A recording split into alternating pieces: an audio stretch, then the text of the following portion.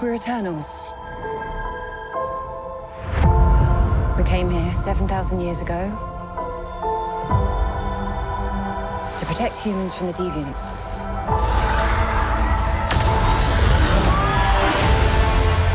Why didn't you guys help fight Thanos? Or any war, or all the other terrible things throughout history? We were instructed not to interfere in any human conflicts unless Deviants are involved. By who?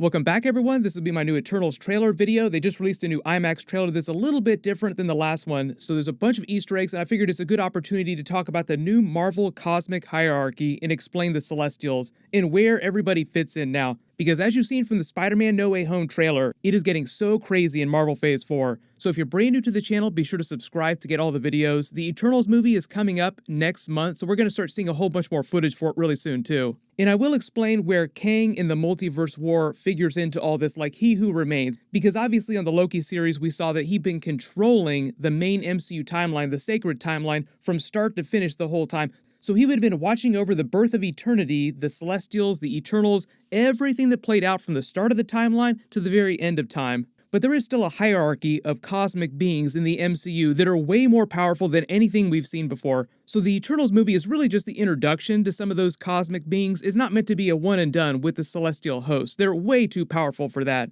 But the movie's also meant to tell the true origin of the Celestials and the actual origin of the universe, the Marvel Cinematic Universe, in a more traditional way than the sacred timeline that Kang gave us, which represents the main MCU universe we've been operating in throughout all the Marvel movies so far. So when He Who Remains Kang was telling us his backstory, he was kind of giving us a backstory on the universe, and during the Guardians of the Galaxy movie, The Collector kind of gave us a backstory on the universe, but it's really only part of the story. The Eternals movie is going to fill in all those gaps. What He Who Remains Kang on Loki started to explain, though, was the cycle of Big Bangs. Like, this is not the first version of the universe that you're living in. It's a loop. It operates on a loop. Universe is born in the Big Bang, eventually dies heat death, then is reborn in a new version of the universe. So in the MCU, we don't know which version of the universe we're in, we just know that it's been through a couple of cycles already. But before the Big Bang, there was something. It was basically called utter chaos, the void, where the Dark Elves were born, where beings like Shuma-Gorath ruled over, Chaos Lords.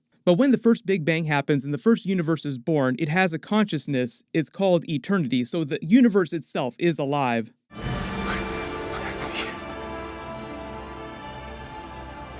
Eternity. Eventually, that universe winds up dying its heat death, then contracts again, goes through another Big Bang cycle, becoming the second version of the universe. The only thing that He Who Remains Kang did to mess with this process, the cycle of Big Bangs, the birth and rebirth of the universe, is that he only changes things so that everything will play out the same, or close to the same, in every single time loop, start to finish. Where you get to the multiverse of it all is that during the second Big Bang, that's when the multiverse was born. There's still just one version of eternity, one consciousness for it all, though.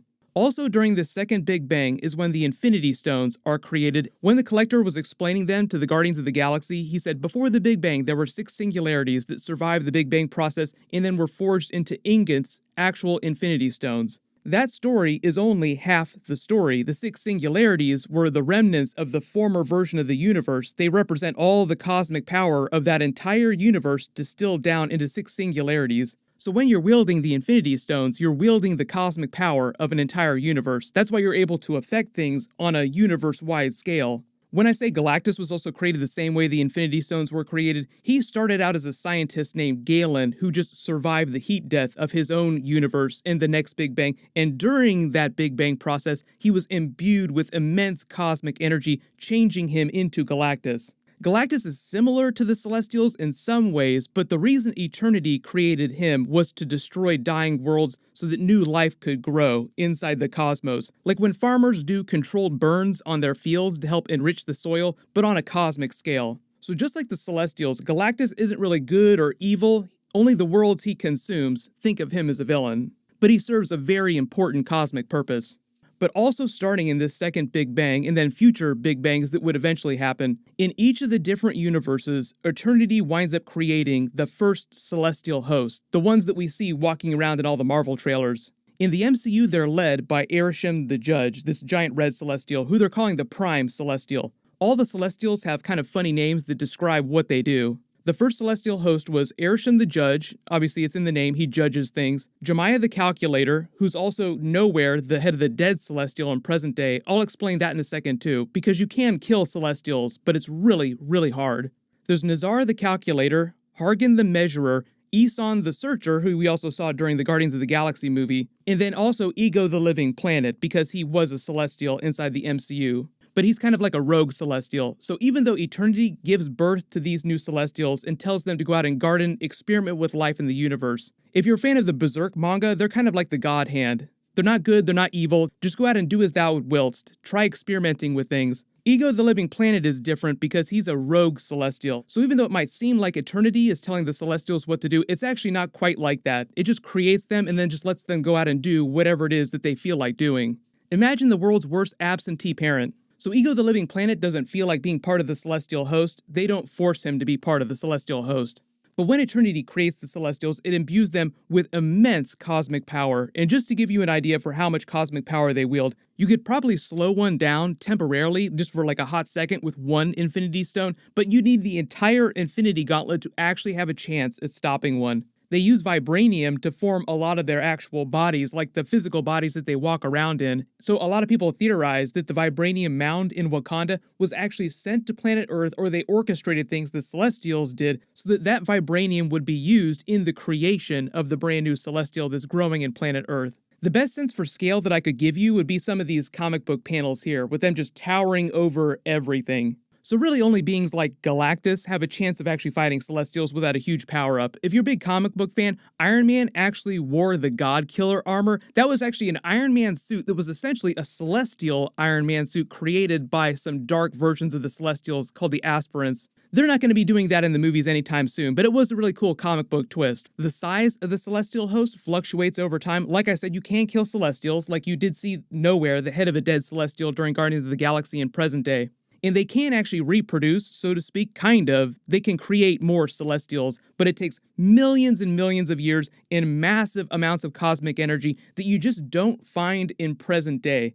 So that's why you don't see thousands of Celestials flying around in space. But because there are millions of worlds in the universe for them to experiment on, and there's only a couple Celestials, they create lesser beings to basically delegate a lot of the management to. In the MCU, that actually starts with the deviants that you see, like Crow here. He's one of the antagonists of the film. You see him with Angelina Jolie's Thena character. So the Celestial host sends this Celestial egg to planet Earth to slowly hatch it over millions of years, but it's meant to slowly absorb enough cosmic energy in order to mature, and in order for that to happen, there needs to be life on planet Earth. And at some point in history, the deviants start going around going rogue, ignoring the Celestials' orders, killing off humans everywhere, hurting the chances that this new Celestial will be born. So then the Celestials create the Eternals to go kill the deviants, then take their place shepherding the maturation process of this Celestial egg. So there's this clever trick that they pull with the trailer footage. They make it seem like the Eternals believe that they were sent to planet Earth to shepherd over humanity and watch them grow, like they fall in love with humanity just in general, when really the Celestials don't care about humans at all. They're just a food source, like a cosmic food source for this new Celestial that they're trying to grow.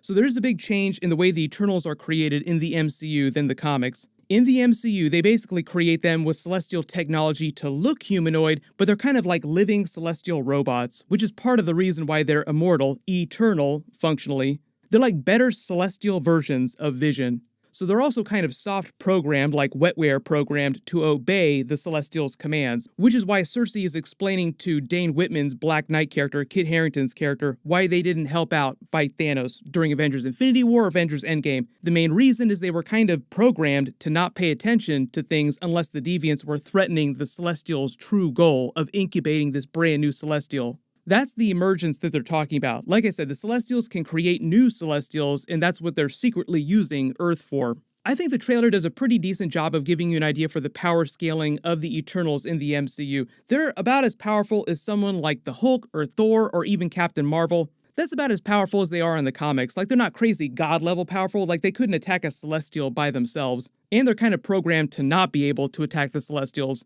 But for those of you wondering, like if Icarus fought Thor, who would win in that fight? It'd be a pretty even match. Most of the Eternals' names are actually named after mythical or biblical figures, because all these religious stories that you read about these great deeds that people performed in ancient history, they're secretly talking about things that the Eternals walked around doing using their powers. So really the actual main villains of the film are the Celestials themselves, even though they themselves aren't really good or evil in the cosmic sense of things. But just in terms of power levels, He Who Remains Kang could have used his quantum energy and control of time to fight the Celestials if he wanted to.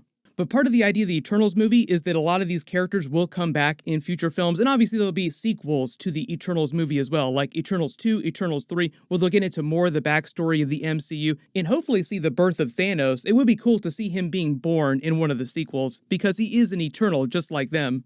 It's just that the group of Eternals that he comes from came from the planet Titan. But if you have any big questions about the Celestials or how the origin of the MCU works or these cosmic beings like Eternity, just write them below in the comments and I'll add them in my future videos.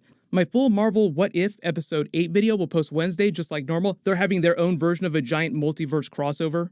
Everyone click here for my Eternals video about Kit Harington's Black Knight character, and click here to learn all about that brand new Spider-Man No Way Home lawsuit that's happening. Thank you so much for watching, everyone stay safe, and I'll see you in the next video.